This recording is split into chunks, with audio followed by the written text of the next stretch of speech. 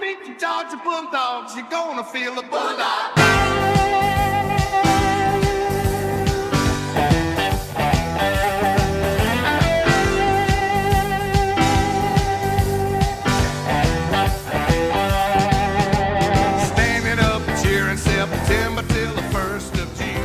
Hello, everybody, and welcome to Row 60, a Georgia football podcast. My name is Clark Gaines. Joining me today, as always, Adam Thornton. Boom! And this is show number 104. Hope you guys are surviving the pollen storm out there. If you're living in Georgia, anywhere in the state of Georgia, you know what I'm talking about. It's awful. Yeah, that boom, because of being out of practice, delivering the boom, and kind of the itch that I got in my throat from the pollen, man, that was a rough one. It strained the old throat right there. Pretty good to me. Boom. Yeah, but the after effects of delivering that boom, man, that was rough. Whew, man. Yeah, well, welcome back, guys, to Row 60. We are just chugging along through spring. We're getting closer and closer to G-Day, which is coming up April 12th. So we'll be talking about this on this episode.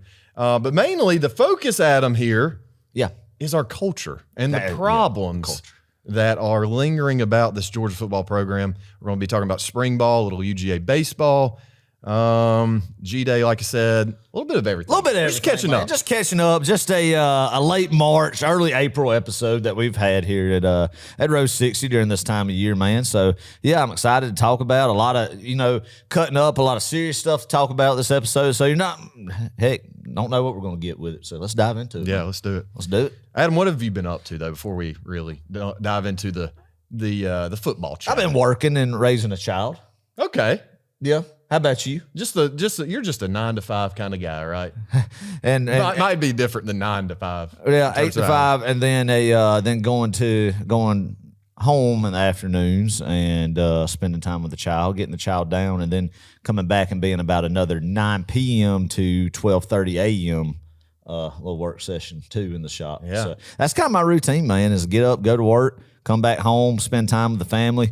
Try to really get in time with my little girl in the afternoon. Then when she goes to bed, come back down to the shop and try to be productive, get some stuff done. Yeah. As far as this time of year is working on tractors, hay equipment and stuff, and kind of just getting some projects knocked out in the shop until hay season cranks up and kind of spring coming. And then that's when we'll get busy with some other things, outside of my regular day job. So, I enjoy this time of year, Clark. It's kind of fun seeing kind of the springtime springing, kind of blossoming out there. So it's good stuff, man. Good stuff. So speaking of like stuff blooming, my parents have a Bradford pear tree.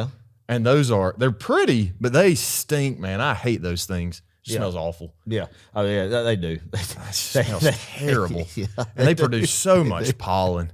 Gosh, they do, man. The pollen's been rough. The pollen. We at church today. We were on the greeting committee. Me and you. We manned the back parking lot at church. Me and Clark both do. And I was telling you today, it's like it was snow flurries of pollen out there, man. I mean, there was like a little sprinkling scatter. I guess what the meteorologist would say, the terminology of pollen on the parking lot and on the hoods of vehicles, man. And it was rough. Hey, highest pollen count this past Saturday of the recording.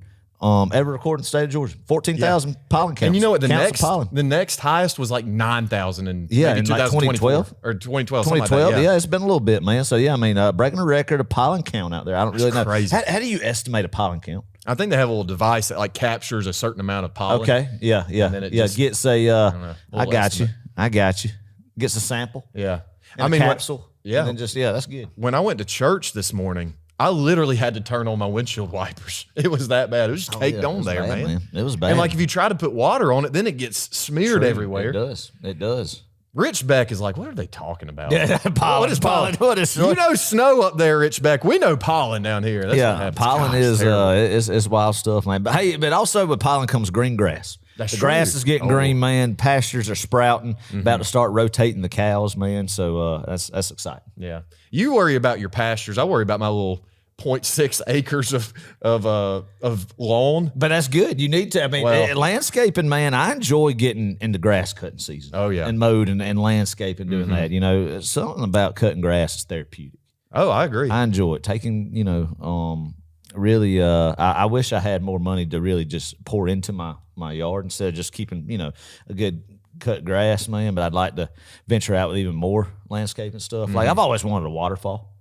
Ooh, put a couple. that would be. You could do it. Put some lanterns out there. You know what I mean? I love a lantern. I love a lantern, and I've always thought that'd be cool. You know, as far as kind of a landscape deal. I like that, if you will. So I don't know. I mean, just stuff to think about that I just think off the cranium a little bit when I'm laying in bed at night. Man, a lantern would look good out there. It would. You got a long driveway, so it'd be neat. So, but anyway, that's kind of. But no, life's been good, man. We're blessed. Hope everybody listening to this has been too. This year, honestly, 2025 is flying by. It sure already is. Golly, I can't even believe it's got to be for you, Clark. Give us a baby update. How's baby B? He's doing great.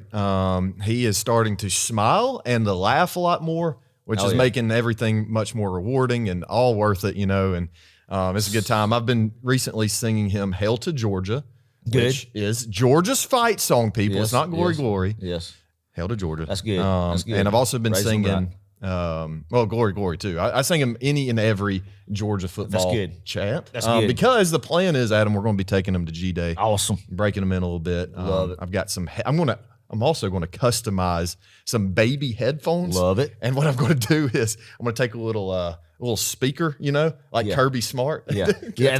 He's going to be on the headset. Oh, he's going to be on the headset. That's great. With a little antenna sticking up. I love it. Needs to happen. Get a little visor too. Little visor, little baby visor there. So. No, that's awesome. And then wait, you got to have the laminated play sheet on the clip. Yes, I agree. Khaki pants, Georgia polo. I love it. Yeah, but it's going to be a good time, and you know we're looking forward to G Day. Y'all taking Callie, right? Oh, absolutely, man. Good. This will be her third G Day, probably. Yeah. I don't know. This year might actually be her first time attending a regular season football game too. We'll just have to see. So this will be her third G Day. So excited about that, man. Family game, the ultimate family game, I would say, as far as just Georgia's going to win the football game. I would hope so. So either Georgia or the Athens PD. And I mean, sorry, that's too soon.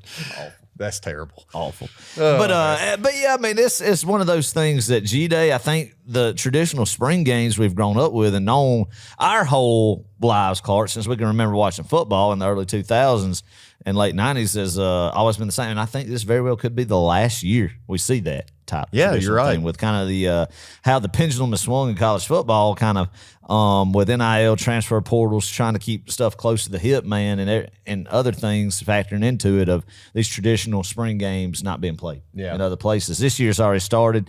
They are playing it, of course, traditionally here, like it has been.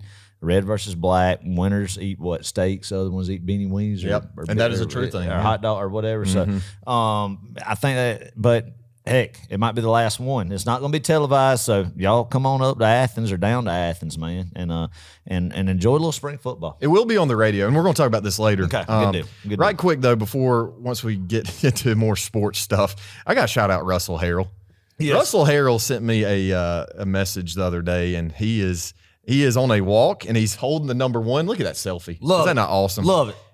He said, look up Joey Hester, 5-star quarterback from Cairo. Or Cairo. The syrup makers. The syrup makers, yeah. Oh, yeah. Powerhouse program down there. Yeah, he said, supposed to be the next Buckbaloo savior from South Georgia. Ended up starting for the Dogs at punter. So nice. Interesting stuff there. A little insight from Mr. Russell Harrell. Shout out to him. I hope all y'all are doing good. We love hearing from you guys. We get messages all the time from people. And, like once again, just great catching up. And hopefully here soon, once football season gets cranked up, be back in the swing of things, man. We'll be seeing everybody again. That's right. That's right. All right, Adam. Spring brings baseball. Yes, Let's talk about a little UGA baseball. I know everybody's my like, come on, sport. Get to the good stuff. But Georgia baseball, man, it is good stuff this year. Golly, we're going. Would you say baseball's your second favorite sport behind football? You know, it used to be baseball was my number 1 sport way back when. I love baseball in terms of playing. I guess I think as I've gotten older, a love for baseball has declined. Mm-hmm. Except when Georgia baseball. Okay, like fair. Major League Baseball, I don't really have, but Georgia baseball, I get juiced about it, right? Especially when they're good. But. Yeah, Georgia or college baseball, I think is really fun, and especially obviously when the Dogs are good. Yeah, and thankfully this year they are really good. They've had the best start in school history: 28-2, 20-1 at home in Foley Field. If you haven't been to Foley Field, good gosh, now is a great time to go. Yeah, Adam, we need to get to a game. Yeah, we do, man. It's going to be exciting this year. This team's real special, Clark. They can swing the bat. They can put up some runs. Yeah. You're dang right, man. And if this pitching staff kind of, comes together, it's going to be a special team. Yep. It's going to be a special team, man. And, obviously the SEC is cream of the crop in about every sport, major sport, but especially in baseball, and has been for a long time. And I think Georgia's at the top of it right now. I think there's going to be a heck of a series later on in the year against Tennessee, and that one's going to be in Knoxville, correct? Yeah. So I'm excited, man, to see. That's going to be fun to keep up with. Hopefully all throughout June. Hopefully we have a regional in Athens to host again, and a super regional to host in Athens again. And that's what was exciting last year, Clark. The first time we saw a regional and super regional in Athens, well, a super regional in Athens since 2008, and the first time we saw a regional in Athens that we won since, something like that. I think we went 2 years in a row there and got put out in the regional. So, that was exciting. That was exciting. So, I'm very excited to see where this team goes. I think looking early on with how they're playing and swinging the bat, man, hopefully they're not peaking too soon and they can carry this out throughout the whole year. It's a long year, but they definitely like a team who's got a great chance to make it a run to Omaha, but it's about the pitching. For sure. And you got to have those arms, man, especially when it comes tournament time like that, when you're playing a lot of games in a short amount of time. And if that continues to come on, the bats stay hot, man, then sky's the limit for this baseball team. Yeah. Wes Johnson, outstanding job. For real. Outstanding job. Yeah, they're on an 8-game win streak as we are recording this. Could change, hopefully, this upcoming week.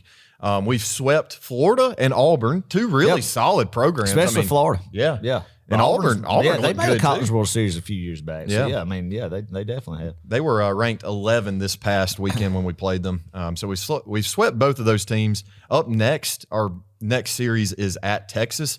And then, Adam, we're coming home and we're playing Arkansas in a 3-game series. And then one of those games will be after G-Day. So that would be a heck of a 1-2 punch right there. If you want to really maximize your time in Athens, you go to the daggum G-Day game and then just venture over to Foley on a hopefully beautiful spring Saturday in Athens, Georgia, man. Yeah. We've done that before in the past when I was growing up. Go to the G-Day and then walk on over to Foley and catch a baseball game. You can't beat it. And then you got Masters Saturday too. I was at the Masters that weekend right? too. I think it is actually. Yeah. I mean, it always has been, it seems like. Yeah. You watch a lot of golf? Man, I tell you, I don't. But when the Masters comes on, it's hard not to, man. I was thinking I watch obviously college football, and then it's Georgia baseball, basketball, and then honestly it's NASCAR. And after that, for me, and then I watch like the Masters. Yeah. All right, I think I already know the answer, but favorite PGA golfer of all time? Phil Mickelson. Yeah. Wait, Phil Mickelson, really? Yeah. Interesting. Who did you think I was going to say? I thought you were going to say Bubba. Well, yeah, Bubba Watson. That's true. Bubba Watson. Come on, I guess all time. I thought, Bubba Watson. Okay. I like Bubba Watson, man.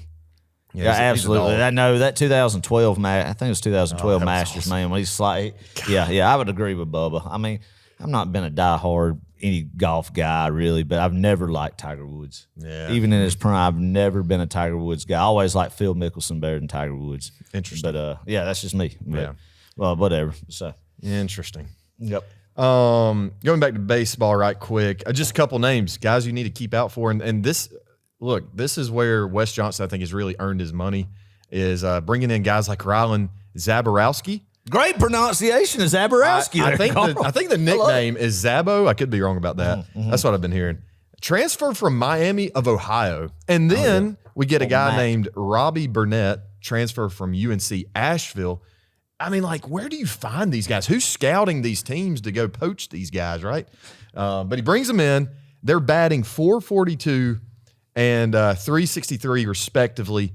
They've combined 27 home runs. They're 1 and 2 in the nation in terms of home runs. Yeah. And then the team in general leads the nation in home runs with 74 currently. The next most is Tennessee at 61, and Tennessee's the number 1 team in the nation.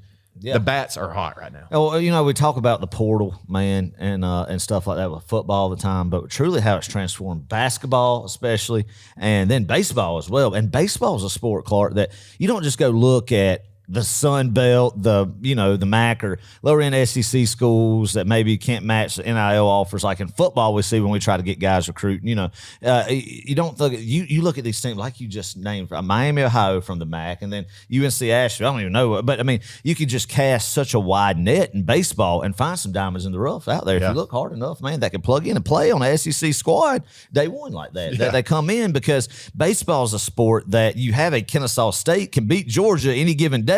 When that's not going to happen in football. Right, right. So, I mean, there's so much talent at every level of collegiate baseball out in the United States of America, man. And you've had the right guys in that. I mean, the right scouts or whoever you would call them, coaching staff, recruiting, whatever, that can evaluate talent and go out and find these guys. You can build a heck of a roster in this day and age on the baseball diamond as well. Yeah. Adam, before the show started, you said we need to do a live call-in show from Omaha. You dang right, baby. In June if we make it. God, that would be so much. Wouldn't that be fun? I really want to go to Omaha. Me too, man. That's been a We're childhood going to drive dream. to Nebraska. Oh, we're driving. Driving to Nebraska. A Road Driving 60 to road Nebraska. trip to Nebraska sounds like a grand time. I really would love to drive through the state of Nebraska. You think I'm crazy, but I know I said that. Do you think anybody's ever said that before? Yeah, I'm surely there's somebody. I want to drive through Nebraska. Do you think anybody's ever uttered the words, yeah, I want to take a road trip through Nebraska? There've been a few people, I'm sure. Yeah. I would enjoy That would be fun. So God, I wonder how long of a drive. Let's look that up. I'm just curious at this point. look, Let's go Livonia, Google Georgia Maps. to Omaha, Nebraska. All right.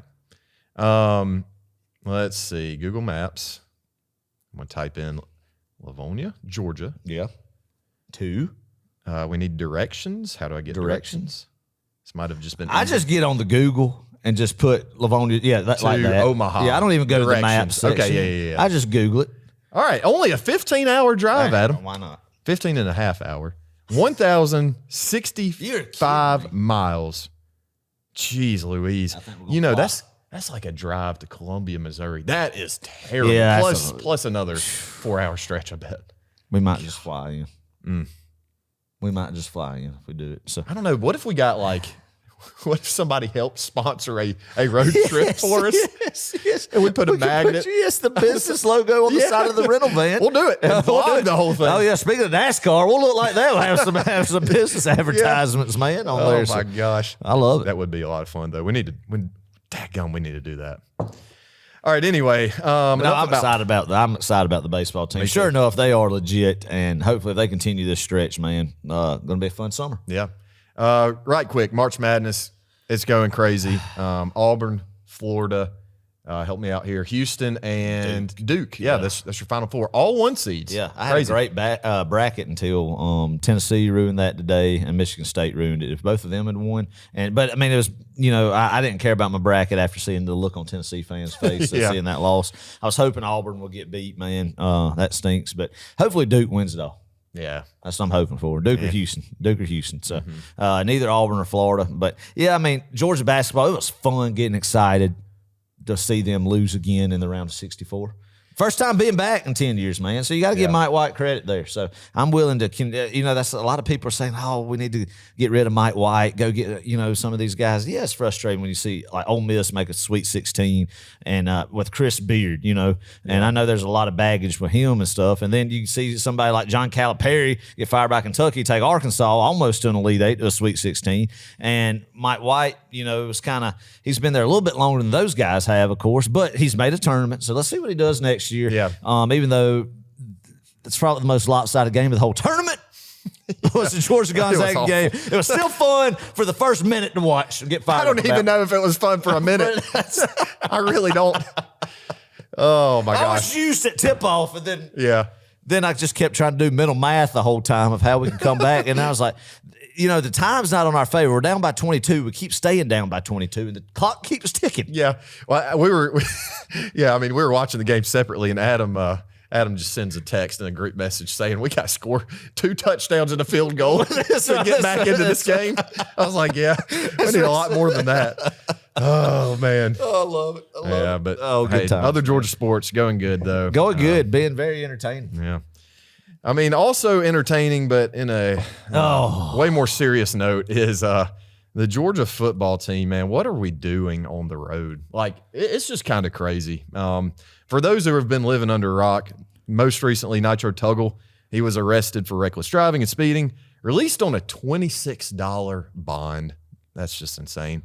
And then Marquise Easley, I believe he's an offensive lineman, younger guy, freshman maybe, was involved in a crash at Athens Ridge Apartments.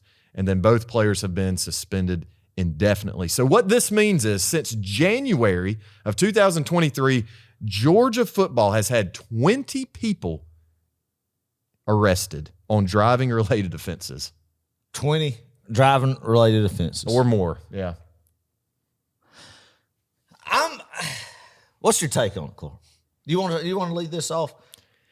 Look, I guess so. Obviously, there's a problem, right? Yeah, it's a chronic problem, and anybody who denies that is just delusional, I guess. And I think last year when we were going through this debacle, because we had a bit where I said, we need to go to take them to the Rusty Wallace driving experience, man, and let them drive some old NASCAR stuff around, or rent out Ben Epps and go down the runway, drag strip, that kind of stuff. Then not joking. I mean, it was serious, obviously, but just saying that kind of thing. Then here we are a year later, repeat storyline of this, man. Mm-hmm. And I mean, I'll talk about it, but you finish. Yeah, I mean, look. Everybody's putting the blame on Kirby. I'm going to play kind of bad cop, or I guess good cop here. I don't know, bad cop, good cop, whatever. I'm just going to kind of take the road that I feel like not a lot of people are taking and defend Kirby. I don't know how much more there is for Kirby to do. I really don't even think this is necessarily Kirby's problem. I know that's weird to say, and I know there's a lot of people arguing with me on that, but look, man, it comes down to these players, and they're making very poor decisions, and it's a case-by-case thing. Kirby said that in an interview in a presser not too long ago. They deal with each thing differently, right? I don't think and people are proposing, we need to take a zero tolerance policy, and we need to start kicking players off the team. But are you really going to do that if a kid drives 11 over on the loop in Athens? 107 miles per hour. 107 is different. Nitro Tuggle, 107 miles per hour. That's different. That's different. But there have been some cases out of these 20 that they aren't that much, it's like, come on. I mean, I go, listen, I'll be quite honest. I go 70, 75. I mean, on the loop in Athens. Yeah. And I'm okay with speeding tickets. Yeah, you're 15 miles. Because, I mean, everybody's done that. That's fine. I mean, it happens, man. And I don't think if you want to have to run some extra stadium stairs later. Sure. But racing in Athens Ridge. Have you been to Athens Ridge? I don't know if I have, but I would imagine it's pretty small. It just opened when I was at the University of Georgia. Now, I did not live in Athens Ridge, but I remember how, nice of an apartment complex it was. They have a lazy river at the clubhouse. Very narrow streets, Clark. Oh, yeah. Very highly very narrow. I mean, it looks like a subdivision, and we're just cookie cutter houses stacked on top of each other. And anybody with a brain that thinks that, it's a great idea to just go race Dodge Hellcats or whatever they have down those roads with the chance of somebody stepping out, man, that's some serious stuff that I think is inexcusable. And thank God nobody got hurt or lost their life, including the player. Yeah, absolutely. And including anybody. I mean, anybody for that. And everybody's been at times where we've all made mistakes. We all make mistakes, especially when we're young college kids. I mean, people make mistakes, man. And I don't know, not everybody goes and puts themselves and other people in that much jeopardy with mistakes, but there's other, and I'm not saying, I don't know. It's just that right there that's inexcusable. I agree. It's inexcusable, especially with what happened. Yeah. Just 2 years ago, racing. Yeah. I'm with you on that. And I think that is a case where you say, you know what, buddy, look, we can't have that especially once again, like you just said, because we had someone, actually a couple people lose their lives because of a situation like this a couple of years ago. We can't have inexcusable. That is zero tolerance, in my opinion. Oh, it's zero. Absolutely. They need to be kicked off the team. Nitro Tuggle going 107. That's bad. That's still bad. That's real bad.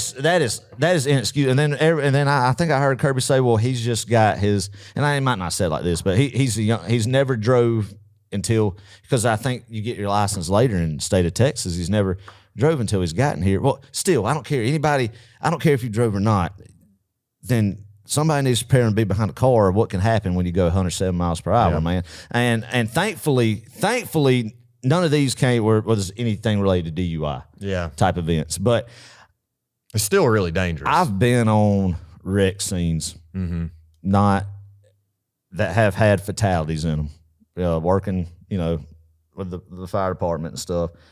And it's heartbreaking, man. And I know that happens with just natural stuff happens sometimes in them, but then there's sometimes where it is one driver's related with just stupidity. Yeah. And I think these kids, and I mean, you can't, from what they've been, they feel almost an invincibility in a sense of getting behind, and they've, got these nice sports cars and stuff. And it's just I don't know. It's crazy just how it's happened. I'm thankful nobody got hurt, or thankfully nobody was killed during, especially either with the Nitro Tuggle incident, even though thankfully he didn't hurt himself or anybody else, because if he would have lost control of that car going 107 miles per hour, there wouldn't have been anything left, because there's a lot of trees in the roundabouts and anywhere, and that's just devastating, even heartbreaking to think about. And then very heartbreaking to think about the possibilities could happen of freaking drag racing in Athens Ridge, man. And it's inexcusable, and there's nothing you can say to defend that to me. And this is my personal opinion with it, but I think if this continues to happen, and especially if somebody's seriously injured, or heaven forbid this doesn't happen at all, hopefully this is the last one. But if somebody else, I think the University of Georgia higher ups, even though they hate to do it, that's when I think Kirby Smart will be let go. Yeah, I don't know. I don't know about that. I mean, yes, from a public's perception, that's what it's, that's what they would want to happen, I'm sure. But my thing is, man, once again, like, who's to blame here? Is it Kirby Smart and his program? Is it his quote unquote culture that's causing all this, or is it just players being stupid? Young kids just being dumb and reckless and stupid. Regardless, it needs to get fixed, right? Is this happening at other places? Yeah. I think it is. 100% I agree, it is. yeah. It's probably not the public eye at other places, like especially what happened, that terrible incident that happened after the second national championship has put more of a public eye on Georgia in that situation. But it's definitely, I think, happening in other places. It might be more happening here, and I can't pinpoint why. I don't, I think it is, like you said, kids getting nice cars, kind of that age, even athlete or not. You don't think about, repercussions or how it affects other people as well. And just the invincibility of it, I think, it's stupid, man. And I just wish, and I know obviously he's had people talk to the team. He's been, I'm no preaching, but the only reason I said, if something bad happens where there is a loss of life or a fatality, that he gets let go, is just because of the position he's in, the salary he gets every year. Then that's just the kind of thing that comes with that, unfortunately, especially this day and age, and then how it's been trending towards. And that's just my opinion on it. But hopefully, man, we don't even need to go down that road, because this will be it, man. I mean, you might have a guy get a speeding ticket going 10 miles an hour over it, and that's fine. But the 107 miles per hour, man, that you can't be doing that. I'm going to play devil's advocate. What if Kirby were to be let go? Let's just say, Lord forbid, there be another incident like this. Someone gets hurt, even worse, lose their life, and that would be awful. But let's just say it happened, right? Right. Just hypothetically speaking. What if it keeps happening beyond Kirby? Then what? I mean, yeah, but I'm just saying, I'm not saying he should be let go. No, yeah, I know. And I'm not saying that, but I mean, he's got to do everything within his power. I mean, and then you add, well, why don't you not just start? Is the answer, if you get even a speeding ticket, you're kicked off the team after this? That's not. Or do you limit but what's the answer though? Yeah, how do you stop it? Someone's got to be able to stop it, right? My thing is, I think that this falls more on the athletic association as much as it does Kirby Smart. Is basketball players doing it? Are baseball players out there doing it? No, but are swimmers out there doing it? Maybe they are. We don't know. I don't know. I mean, but I'm just saying, I hate even talking about it, but yes, just, at this point, you got to talk about it, right? You got to talk about it, and you got to say there is a problem. You know, I mean, we would be very blind to say there isn't a problem, but all right, so how do we fix the driving-related issues at the University of Georgia? If you get kicked off the team. Really? Yeah. What constitutes, hey, like what's the threshold? Where do you draw the line? Like, hey, if you're under the line, if you're doing this, you're going to get a slap on the wrist. Baby. Super speeder, you're going. Super speeder. No matter what. So what if it's Gunner Stockton and he's super speeding and, we're about to play Texas and he's starting. I'm just starting. You're right. You're 100% right. I've got a super speeder. You have? Before? Yeah. Adam, you hypocrite. No, I'm just kidding. I'm kidding. No, that's true. But it's true. No, it's true. It's a good point. But that's my thing. No, that's the problem with racing. Racing, fine, or DUI, fine. Yeah, DUI and racing. You set an example. Yeah. It's tough, man. And this is what they're having to try to answer at the University of Georgia. But then you get the Saban argument of if you kick some of these kids off the team, where do they have to go? Do they just fall into or that type of deal? But I don't know, man. I don't know. I think somebody needs to be, and you would think the example was set a few years ago, unfortunately, in a very, very tragic situation. You would think that was the wake-up call for these players to just chill out and stop slamming on the gas pedal. But no. Yeah, I don't know. I could when I read it, I was steaming. I was like, you can't make this up, man.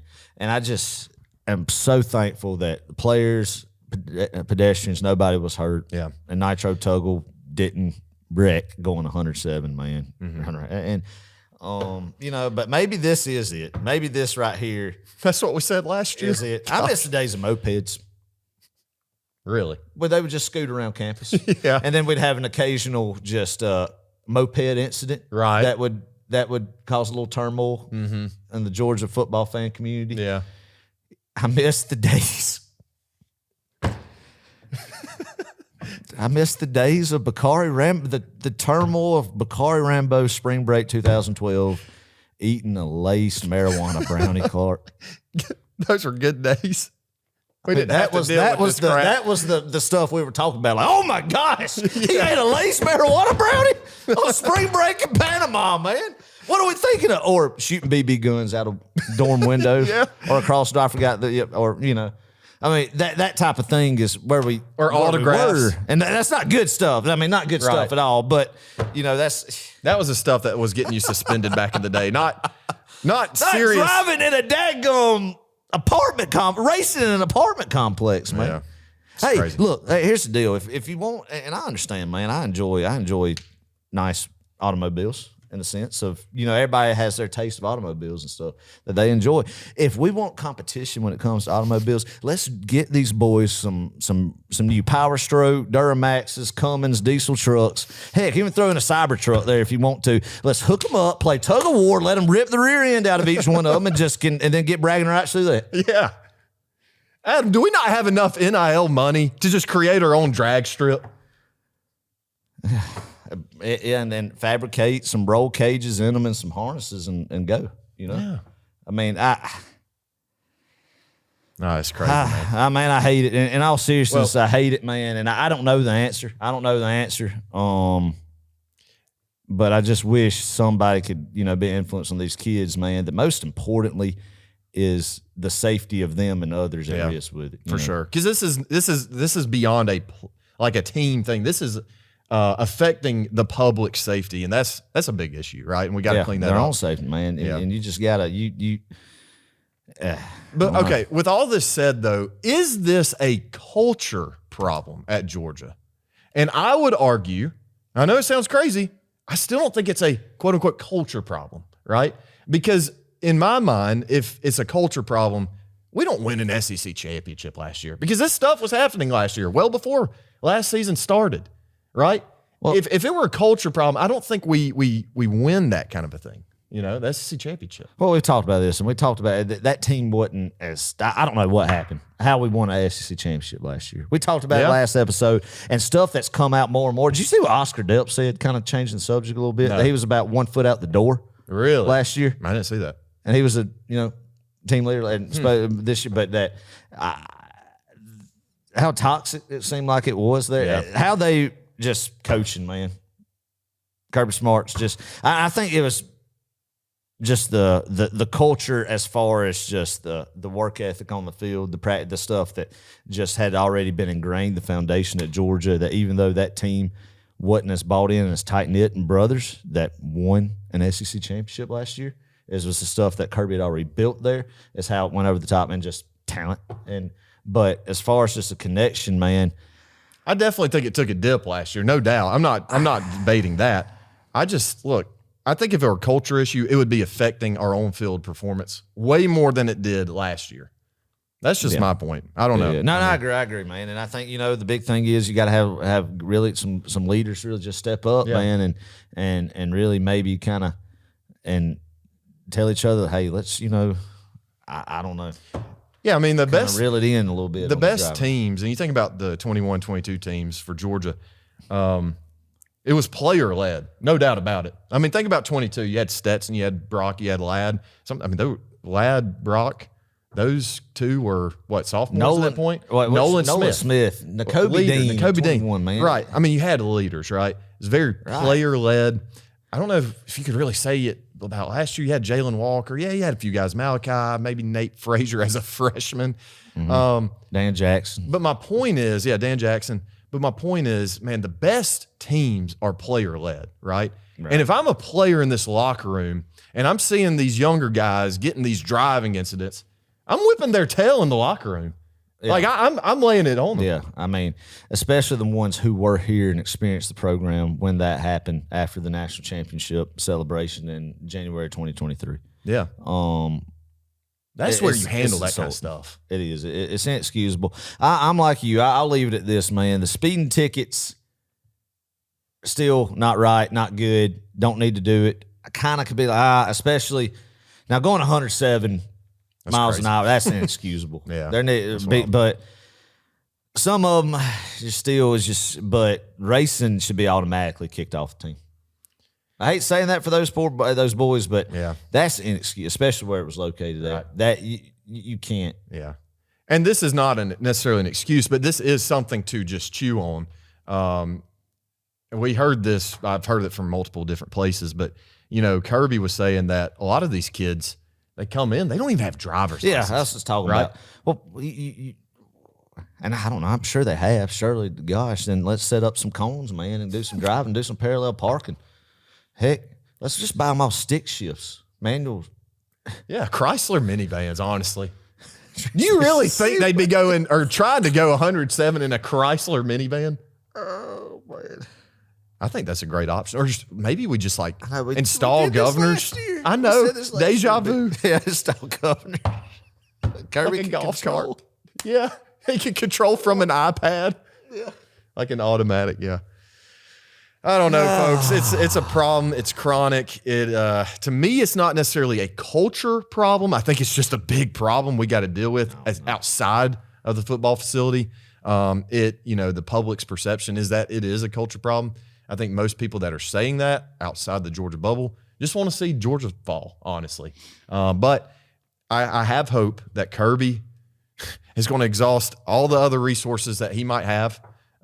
He's going to implement more things to get this corrected, although I don't exactly agree that it's specifically on him to fix. Sure, yeah, it's on him to. It's on him to exhaust every single resource he has to fix it. Sure, but at what point? Okay, but don't you think he's probably tried everything he knows how to do? Then it's like, what do you do? Surely he has. I mean, surely he has. But yeah, but.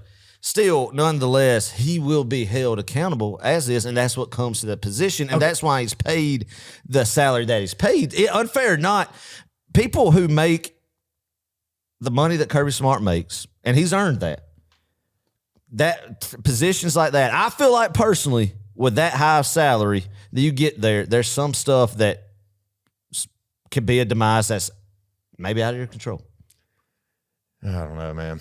Yeah, I mean, I kind of see that point, but also at the same time, it's like, how is he possibly to control what Nitro Tuggle is doing at 9 o'clock? Their hand, right? You know what I'm saying? He's not a babysitter. No, but I don't know, man. I truly don't know. I don't know what just classes. I don't know who's came in and talked to them. I don't know what has been done. I know he has been, and I'm not saying that he hadn't, but at the end of the day, I'm just saying if something else bad happens again, heaven forbid not, I don't see how he survives it at this point. That was my whole point of saying that. Yeah. Fair or not, what it says, just how the public perception is and just where it is right now. That's how bad it's gotten, in my opinion. One more, especially after this latest go-around, thankfully nobody hurt, but another bad one that happens. Yeah. I don't know. I mean, yeah, that'd be all, but that's just my opinion. Well, and hopefully, obviously, don't want that to happen. But yeah, hopefully it gets all fixed. And yeah, we're not getting paid to fix it, me and you. I feel like we have some pretty good solutions and great ideas. I mean, honestly, where's like is there like a Chrysler dealership in Athens? Yes. We need to pony up some funds, buy these boys some brand new, just, Chrysler minivans, like golden, the golden ones. And they have the vacuum cleaner in them. Vacuum cleaner in them? Yeah. You never seen the ones, you never seen the minivans with literal vacuum cleaners inside the car? Oh, that's sweet. That's pretty cool. No, that's good. That's good. Anyway. I don't know, man. I really don't. That's a tough topic to sit here and really get deep in front of the mic. And me and you know about, I don't know what's happening in the Butts Mirror and in the meeting rooms and guest speakers. I don't know what's happening there, but all I know is the issues still keep going and what it's a problem. At this point, it's 100% a problem. Yeah. All right. Well, that's just not fun to talk about. So let's move on to something that is fun to talk about. And that's spring practice. Spring ball has definitely been cranking up. And I love it, man. If you've been on, message boards or whatnot, Facebook, you've been hearing some chatter, some buzz, been hearing some good things, optimism. And then we've been hearing some really bad things that don't bode well for the season so far. But, that's what the all season's made for, is working out kinks and seeing who's got it and who doesn't. So, Adam, we're hearing a lot of buzz on Elijah Griffin, freshman, 5-star. I mean, this kid's supposed to be elite. I'm hearing talks of like, hey, this guy looks like the next Jalen Carter. And Adam, man, we do need that road grader at defensive line. And that's something we haven't had in a couple of years since Jalen Carter. Yeah, I agree, man. I mean, that's been very exciting to see how Griffin's almost been unblockable. But then on the flip side, it gets you depressed about the offensive line. But as a freshman coming in, but then you're like, well, Jalen Carter started off at the beginning, just not being unblockable. So this is another elite guy, Trey Scott's pulled in. And yes, he is, man. And, you can get excited because Georgia's best teams, best national championship, SEC championship winning teams have had great interior defensive line play, Clark. Yep. And you think of guys like, hopefully Jordan Hall stays healthy. Think of guys like Christian Miller to go alongside, coming back for another year, ready to take that next big step, and paired with a generational hope, another guy like Elijah Griffin, their defensive tackle. Yeah. Could be special. Right. Be very special, and that's the recipe to success is both sides of the line of scrimmage. So it's exciting on the defensive front, that end. For sure. Like you were saying, offensive line, we're hearing might be a little weaker this year. Yeah. Or just hasn't performed well. Let's just put it that way. Up to this point in spring ball. And, this is coming from people who been a little banged up. The offensive line is banged up. The offensive line has been banged up. But, I mean, you look at the depth chart, you look at the talent, it's not what we're used to and accustomed to seeing there a couple of years ago, I feel like, man. Yeah. And maybe, but this time last year, Clark, and going into the fall last year, they were locked to win the Joe Moore Award. Exactly. Yep. So maybe we just are like, the offensive line is going to be pitiful. It's going to be a long year. Not going to be able to run the football. Gunner Stockton's going to have no time. We get all this money on these NIL guys with Zachariah Branch and everything, and Noah Thomas, Kobe Young coming back, everything. Then, heck, we're not going to have enough time to just deliver the football to them. Yeah, that might be the case, or Adam. Then, I'd be surprised. We're glass half full here. That's right. Like you were saying, last year, we had the Joe Moore Award, one preseason. One in August. Yeah, one in August, man. Like, everybody was on board with that. Hey, this is going to be a great offensive line. Turns out just didn't perform very well. But, this year's team, this year's line, you got to believe they're hearing some of this chatter, that, they're not that great. This team or this offensive line unit, not great, whatever. That, man, if I'm a player and I'm hearing some of that, which, once again, they do, that word gets around. If I'm a player, man, that puts a fire in me, a little chip on my shoulder, and that makes me want to go out there and just prove people wrong, Especially like Ernest Green. Right. Kind of year he had last year. All the potential in the world, man. Yep. Big opportunity this year, Drew Bobo's going to have to come in, and I feel some big shoes from the last two centers that's been at Georgia. Yeah. Between Jarrett Wilson and Cedric Van Pran. I really hate not having Wilson, but, it is what it is. I mean, you definitely look at this offensive line, and I'm no offensive line guru, but definitely not to what we're used to seeing potential-wise, across the board, and even in the two deep coming in like we've seen under Pittman, Matt Luke, early Stacey Searles days. And, big year for Stacey Searles. A lot of much-deserved criticism his way, and let's see how he does. But we said last episode we're going to get behind him. We're going to get behind him and this offensive line and be right behind him, supportive of it. So, heck, I hope we look back and laugh at this episode in April and what we're going to be talking about. And this offensive line just dominant, gives Gunner Stockton all the time he needs, and just opens up the Red Sea for Nate Frazier to run through. Wouldn't be a bad thing, man. Dylan Bell to just run get through. the run blocking worked out this season. I just feel like we'll be so much better. Hey, did you see, I don't know, this little side note here. Nate Frazier the other day, he posted something on his Instagram story. It was like a screenshot of something, it was some article, something to stir the people up. But it was saying that Georgia's weakness this year was at running back position. Oh, really? Yeah. Really? Nate Frazier said something along the lines of like, hey, good. I heard this. Noted. Oh, yeah. Which is good. I think, man, Nate Frazier, I'm really excited about him this year. And our running back room definitely looks a lot different than it has in the years past. But I think we got some dudes who are ready to step up and fill that role. Nate Frazier obviously looking to take a leap as one of the premier backs in the SEC. Love his attitude, love his love for Georgia, man. Sounds like he's having a good spring so far. Hopefully he stays injury-free, and he will be the man at running back. And then I think very, very good. And, you look at the Dwight Phillips, Chauncey Bowens and everything, but also Dylan Bell. Yeah. Back at the running back position, right. And very confident in being able to split time at both wide receiver and running back. Right. I feel like he has a chance to really buy in at running back and be very good in the backfield. Are we going to get the Robinson brothers back? Yeah, I don't know what is their status. Those guys, just been hampered by injuries, man. Love both of those boys, and hopefully, they can be strong and come back, man. But look at Bo Walker, freshman. Coming in, a lot of buzz on him. Heck of a running back. Man. Yeah, Bo Walker is a heck of a name for a running back. I was about to say, think about that. Bo Jackson, Herschel Walker. Exactly. That's what I said. A heck of a name for a running back. Yeah. So, if you built a running back in the lab, you might name it Bo Walker. Yeah. Oh man, a great SEC running back for sure. Yeah. Yeah. Adam, last kind of thing I want to talk about before we sort of start wrapping this thing up.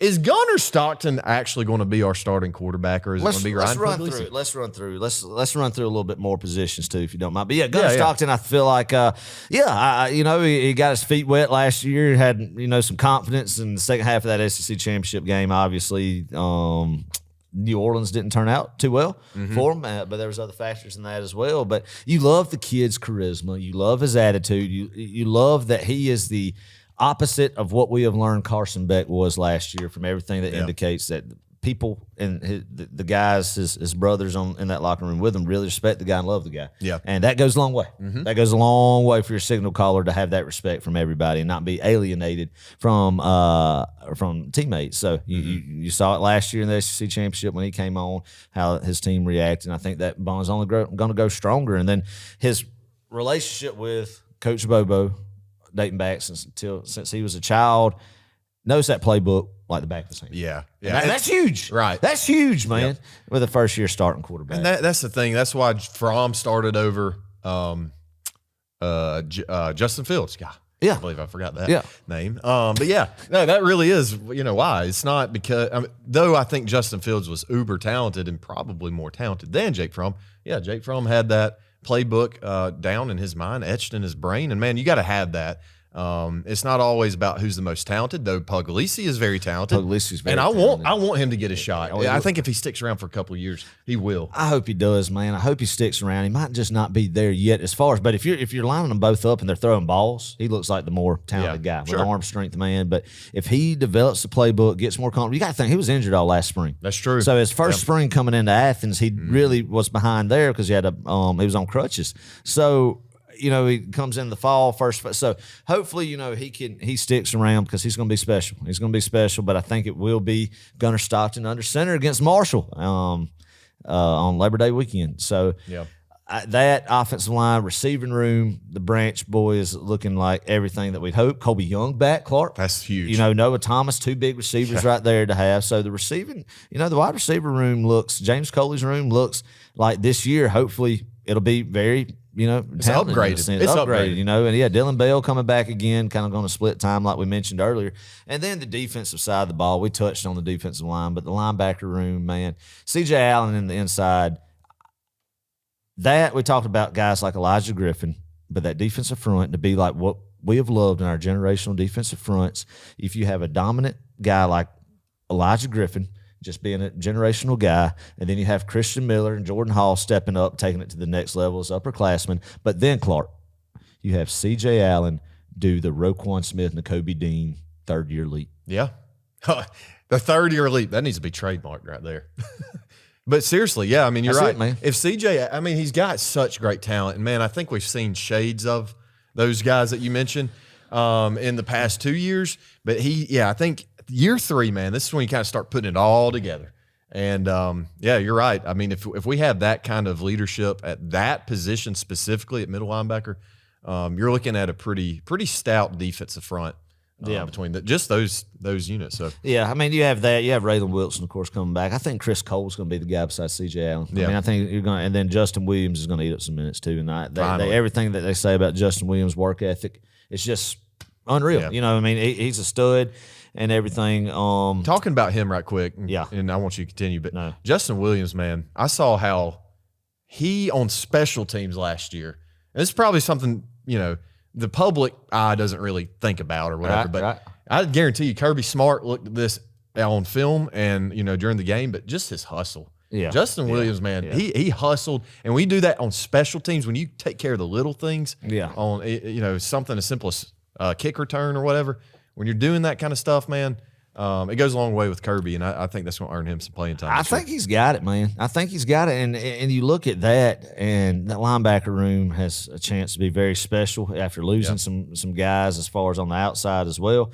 We'll see. There'll be some battles there. The secondary, Dalen Everett comeback's huge, really blossomed and turned into the special, cornerbacks that we've grown accustomed to in the Kirby era having, and he'll be that guy this year, I feel like. And then on the opposite side of that, Daniel Harris coming back, all the talent in the world, and hopefully Ellis Robinson hopefully he gets more physical and bulks up some. And safety, Jonell Aguar over there. KJ Bolden obviously is going to be one of the guys there. Yeah. And then you look at Adrian Maddox, a lot of hype out of him. So a lot of excitement, a lot of talent still there, a lot of optimism. The tight end room obviously is just an embarrassment of riches. Probably, I would think, the most embarrassing of riches from the top to the bottom with new freshmen and upper class guys. Oscar Delp hopefully steps up, has a great year as a big leader on the offensive side too. And then young guys, Riddell. Austin Lucky. Austin Lucky as well. And the new kid, Ethan Barber. It's Barbour. I don't know if he pronounces it Barber, but a lot of praise for him so far. So the talent's there, man. Chip on the shoulder this year. You're getting away, like we said, from those teams who won national championships, and I think some entitlement and some complacency that has happened. And after that, even though 23 was a good year, but maybe there's some hunger, getting back to eating off the floor. Yeah. It looks like there's potential to have some great leadership on both sides of the football, and that's the recipe that, that you got to have, man. And then some luck on the injury front, and the ball bounced your way a couple times on the road in the SEC. And, I mean, the road schedule, besides one, kind of really, in my opinion, looks favorable this year on the schedule. So a lot of hope, a lot of excitement and hype, I think, to build this offseason. Can't wait to see what we see on G-Day as well and hear the rest of spring. Yeah, it's going to be fun. Spring ball, man. God, when you get to this point of the year, you start smelling the fresh cut grass. You do, baby. And you get a little sense of what's to come. That's right. All right, so yeah, that kind of wraps up what we know about spring ball. Right. Obviously, I'm sure there's going to be much more between now and G-Day. Speaking of G-Day, that is April 12th, Saturday. It's going to be a hot day, I'm sure. Don't know the temperature, but you just have to imagine it's going to be scorching hot like it always is. Beautiful day. Though. But it'll be pretty. Hopefully. You're right. Yeah.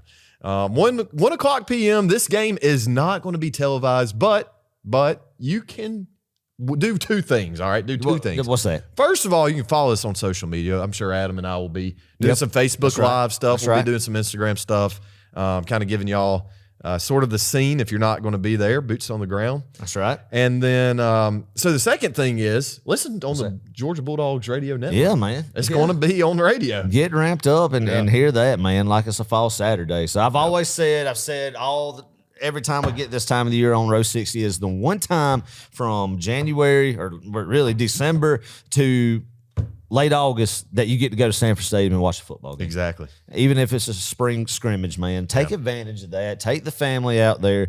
Like you said, hit it up with the baseball doubleheader. You know, I mean, not the actual baseball's not having a doubleheader, but make it a doubleheader of G-Day and the baseball game, man. And then go get something nice to eat in Athens. Just enjoy Athens. And it's a beautiful time, one of the most beautiful times a year to be in Athens, Georgia. And hopefully it's a beautiful spring day. And I'm excited about it. And take it in because it could be the last time we see a traditional G-Day game played. Ever. So, yeah, I mean, it'll be interesting to see how that transpires, man. But, yeah, follow us on there. I was going to say something else about G-Day, but I can't remember. I'm drawing a blank now, Clark. It is crazy, though. I'll kind of talk, and maybe you can think about it.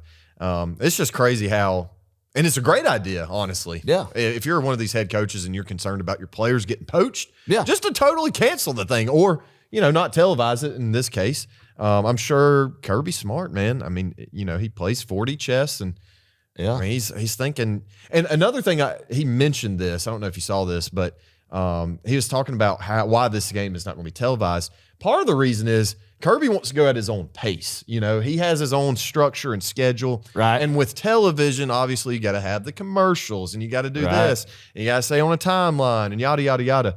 And Kirby's like, no, screw that. Yeah. I don't want to do that. Yeah. And I don't know where I saw that or heard that. Maybe it was with Josh Pate, actually. Yeah. Shout out to Josh Pate, man. Y'all need to be listening to him. Yeah. If you're not, us and him. Yeah. Get your Georgia football fix here and then college football with him. But anyway, he had a great interview with Josh Pate, and I think that's where he mentioned that. So, is there a performance in G-Day? Now, the legendary G-Day standouts.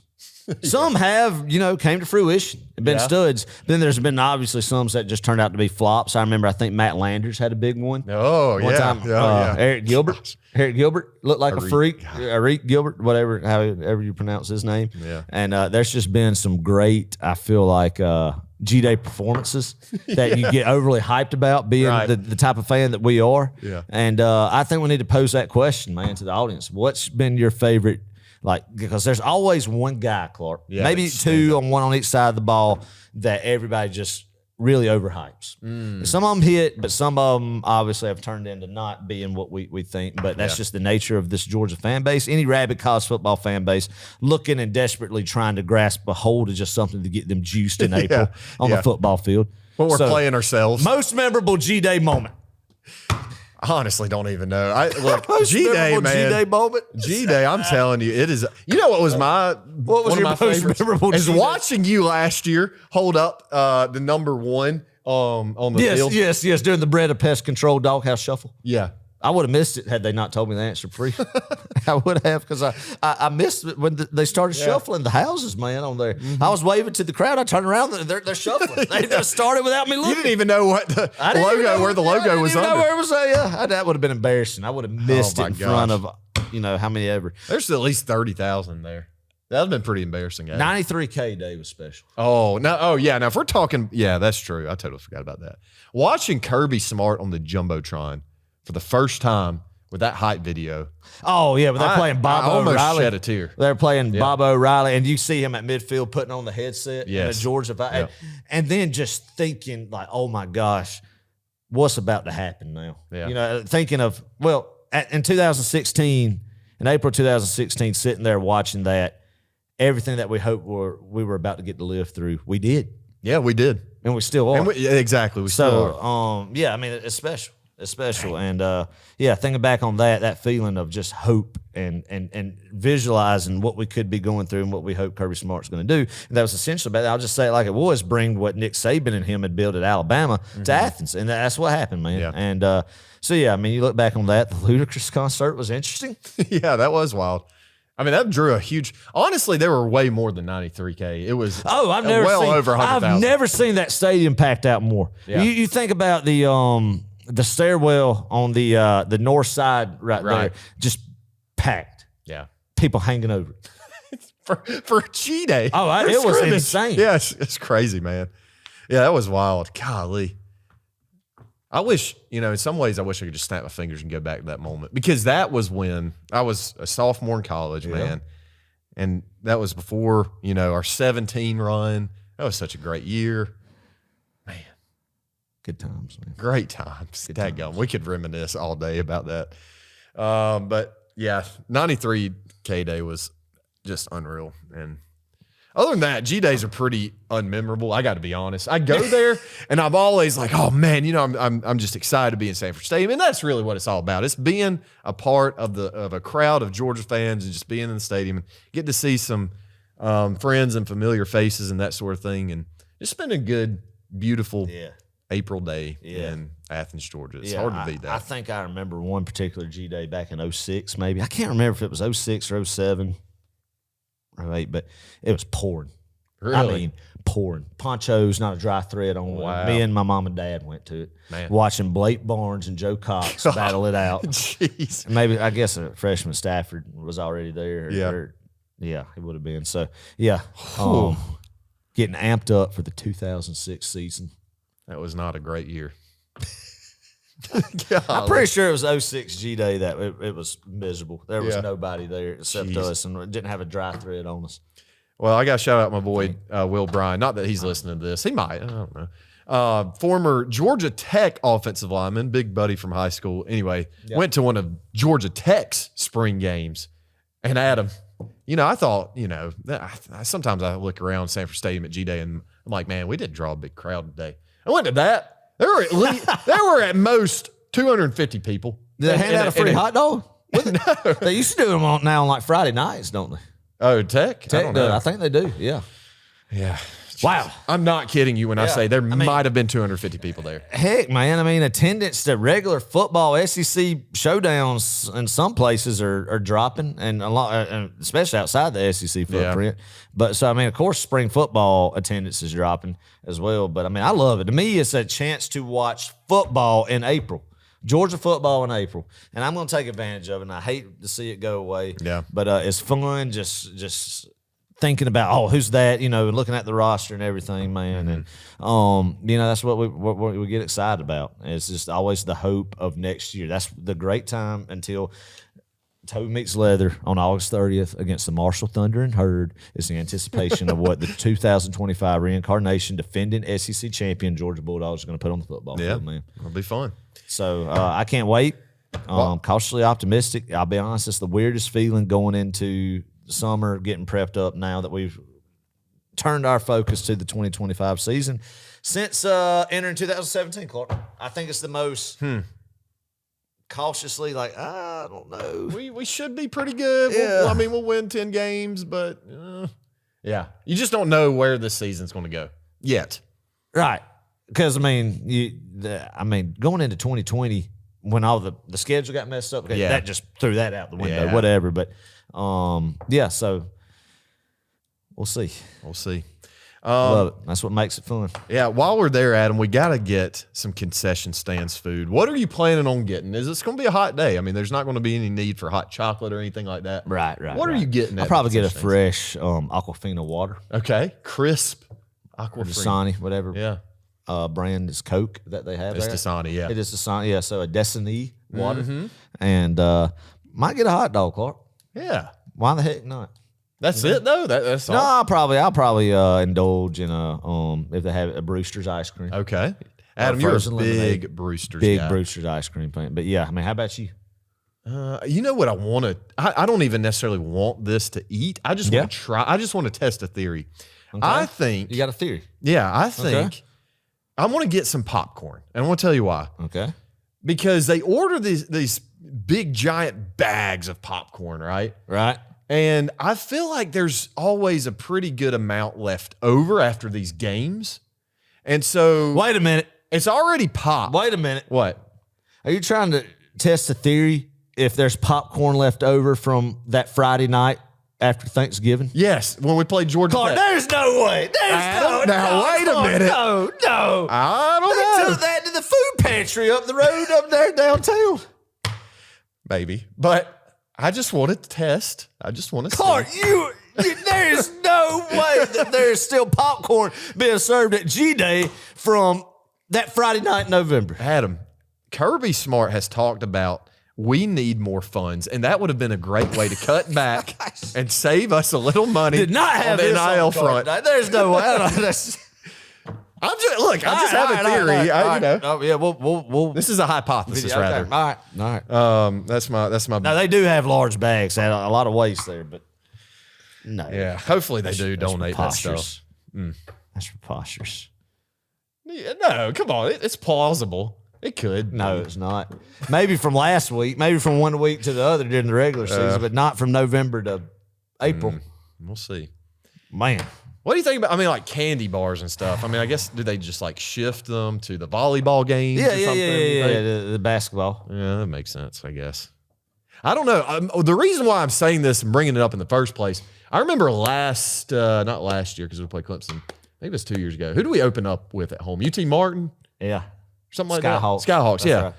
When I got popcorn then, it was stale. And I was like, there's no way this should be stale. It was almost like it had been left over from the G-Day of that year. I don't know. We'll see. Everybody get popcorn. We need to get the contact information of the head of UGA concessions. We talk about it too much on this podcast. There's not a Georgia podcast out there that puts the emphasis on UGA concessions like we do. Yeah. And we need to get an interview with somebody that's over that realm. Or in would be leadership great. in that realm. Yeah, that would and be ask awesome. some questions. That would be So if amazing. you have any contacts, let us know. Clark, let's do some research on that. Make that happen. It's a great time of year, especially after we recap G-Day to pump out some content like that. Yeah. You know what we need to do? Since we're talking about concession stands, we need to take a break from G-Day just for a second, and break into action, right? Yeah. And we need to go around and just as soon as people check out from the line, we need to stick a microphone in their face and ask them what they got, do a taste test for us on camera and review the food that they get. I think that'd be great content. That would be not? good content. That'd be great content. All right, I like it. Book it. Could you imagine that? Oh, it Dude, would be that- great. Just right in front of them, my man. Somebody just gosh. trying to enjoy their Minute Maid lemonade. Yeah. I think, though, if we get some good data Oh, yeah. Then and we compile this data and present the data to the right people, we can improve. As Rose 60 listeners, as us as the host, we can improve the concession stands experience. Yeah, it would be gold, man. You get like about a 65-year-old man who's had all the grandchildren there, already frustrated. They're hot. They're tired. He's going to go get a frozen lemonade, and we stick a microphone in front of his face. Right when he takes the first bite, it's so frozen, he breaks the plastic spoon. That's an expletive. Oh, my gosh. Oh, it'd be gold. That's book it. That's what we're going to do. I do have to say, why in the heck do we not have Dippin' Dots in Sanford Stadium? I feel like at one point we did, and then it just kind of fizzled away, and Got replaced by Brewster's, man. it's unreal. All right? Dippin' Dots or Brewster? Brewster's, Really? without a doubt. Why? Are you wait? Okay, hold up. Is it the taste or is it just the price of the two? Because No, it's the taste. It's 100% the taste. There's no way you can tell me that Dippin' Dots is better than Brewster's. Well, I am. I love some Dippin' Dots. I guess it's just like the texture of all the little dots. It's excellent marketing because I mean, otherwise it's ice cream if you just and it's an original state, right? But they just form it in these little balls. It's been the ice cream of the future for 20 years. Yeah. At what point is it not the future? Or is it, what time? At what time does it become the ice cream of the past? What are we talking about? We need to go to bed, Adam. It's 11:23 p.m. I love it. Well, March this is 30th. what happens when we try to, pump out an episode in April. Yeah. Or late March, rather. Yeah. Oh, my gosh. We had to lighten it up. We had a serious conversation in the middle of the episode. Now That's we true. had to lighten it up a little bit. So I love it, man. Yeah, well, we got a lot to look forward to, guys. Yeah, we do, baby. So excited about G-Day. Hey, if you're coming, I don't that's what I know was gonna say. where we'll be We're at. going to have some stickers.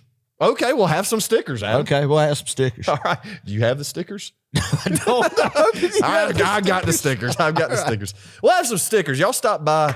I'm sure we'll post about it somewhere on social media. Y'all swing by, come see us, come find us, DM us on Instagram or Facebook.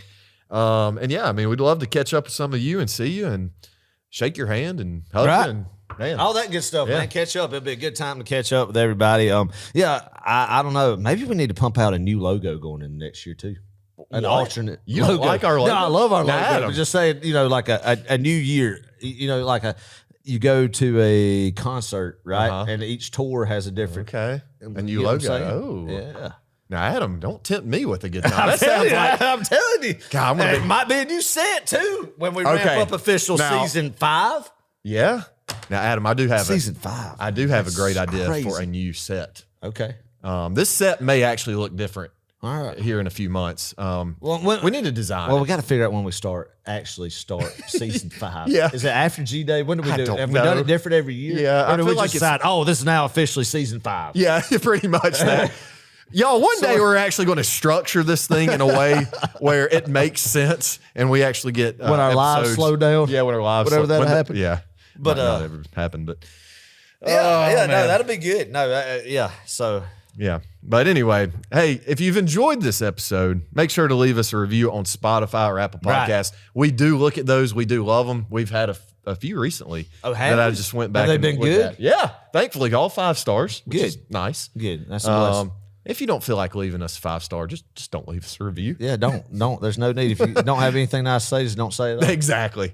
No, I mean, if we're I'm just kidding. 4 stars, that's okay. But now 3 stars, we're getting like 3 now. Don't be too harsh on us. That's just we're not getting paid to do need this. to get off the internet, man. If you're trying to leave 3-star reviews on content, yeah. But leave us a review, and hey, if you're watching on YouTube, make sure to hit subscribe. Yeah.